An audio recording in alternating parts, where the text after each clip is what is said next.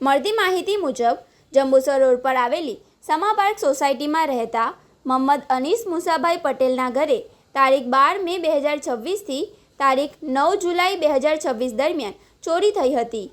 પરિવારના સભ્યોની જાણ બહાર ઘરમાં કામ કરતી ફરજાના મુબારક પટેલે ફરિયાદીના પિતાના રૂમમાં આવેલ લાકડાના કબાટના ડ્રોવરમાંથી લોકરની ચાવી મેળવી લોકર ખોલ્યું હતું। ત્યારબાદ લોકરમાં રાખેલી રોકડ ભરેલી બેગમાંથી રૂપિયા 2 લાખની ચોરી કરી હોવાની ફરિયાદ નોંધાઈ છે। આ અંગે તારીખ 3 ઓગસ્ટે ભરૂચ શહેર બી ડિવિઝન પોલીસ સ્ટેશનમાં ફરિયાદ નોંધાતા પોલીસ ઇન્સ્પેક્ટર એન.કે. દામોદરના માર્ગદર્શન હેઠળ તપાસ શરૂ કરવામાં આવી છે। પોલીસે ટેકનિકલ તપાસ તેમજ હ્યુમન સોર્સને કામે લગાડતા શંકાની દિશામાં તપાસ આગળ વધી હતી। આખરે પોલીસે ફરજાના મુબારક પટેલને ઝડપી પાડી પૂછપરછ હાથ ધરી હતી।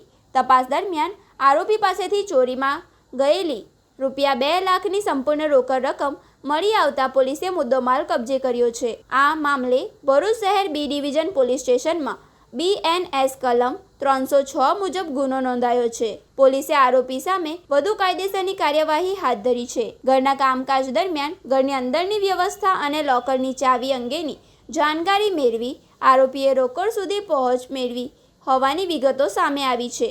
પોલીસની ઝડપી તપાસના પગલે ચોરીની સમગ્ર રકમ પરત મેળવવામાં સફળતા મળી છે।